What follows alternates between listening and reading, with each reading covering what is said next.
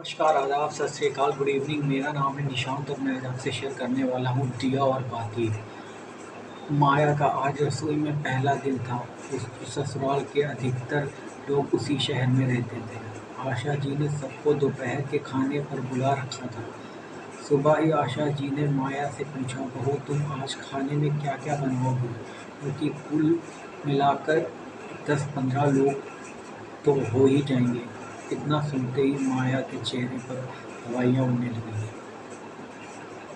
माया जैसे ही बोलने को हुई तभी सास उसकी बात काटते हुए बोली, वैसे कुछ खास नहीं बनाना है। एक काम करो, छोले पूरी पुलाव दाल और 2 तरह की सब्जी, एक सूखी और एक रसेदार, और हाँ मीठे में खीर बना लेना। इतना कहकर वह चली गई। माया के हाथ पांव फूलने लगे। उसे कुछ समझ नहीं आ रहा था।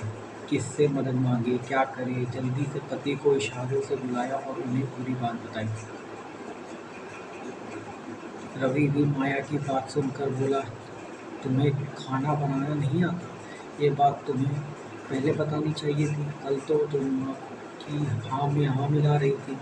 बेटे को रसोई घर में देख आशा जी ने कहा, बेटा मैं रिश्तेदारों के लिए कुछ उपहार लेने जा रही हूँ। ना जाने में मैं कैसे ये बात भूल गई कि बड़ों के पाँव पूजने होंगे। मैं बाजार से वो सब सामान लेकर आती हूँ। माँ आप मुझे बताइए, मैं सामान ले आता हूँ।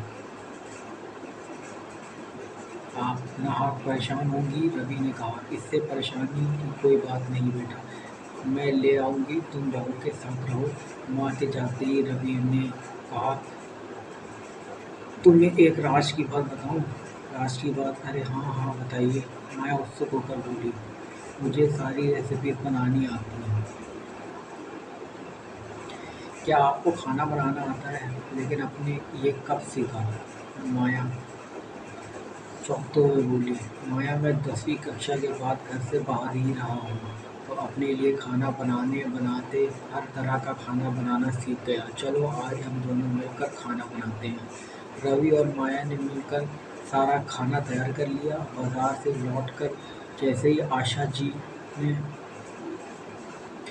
घर में प्रवेश किया, इलायची और गरम मसाले की खुशबू उनके नाखूनों में समा गई। मन ही मन बहुत खुश हुई कि बहू के रूप में उन्हें साक्षात अन्नपूर्णा मिली है।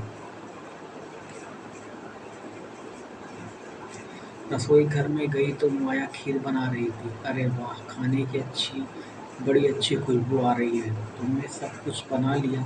आशा जी ने पूछा। मम्मी जी मैंने छोले पुलाव दाल और सब्जी बना ली और आटा गूंद कर रख दिया है। अब खीर बना रही हूँ।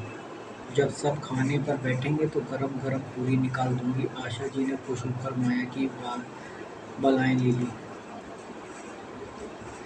12 बजते ही सब रिश्तेदार आने लगे। कुछ देर बातचीत के बाद सभी खाने की टेबल पर बैठ गए। माया ने सबको खाना परोसना शुरू किया। अपने बहू के खाने की तारीफ की, नेक और आशीर्वाद देकर चले गए। उनके जाने के बाद माया ने आशा जी और रवि को भी खाना परोसा। खाना खाने के बाद आशा ने शगुन के तौर पर माया को फाइल दी और पास ही बैठे बेटे से कहा, तुम्हें शगुन में क्या चाहिए, क्योंकि तुमने खाना बहुत स्वादिष्ट बनाया था। मम्मी जी की बात सुनकर माया झेप गई। दोनों पति पत्नी शर्माते हुए एक दूसरे की ओर देखने लगे। आशा जी ने कहा, इसमें शर्माने की बात नहीं बेटा, पति पत्नी का रिश्ता ऐसा ही होना चाहिए। जीवन साथी दिया और बाती की तरह होते हैं। हर परिस्थिति में एक दूसरे का साथ देना ही तुम दोनों के रिश्ते को अधिक मजबूती बनाएगा। भगवान तुम दोनों की जोड़ी बनाए रखे। धन्यवाद।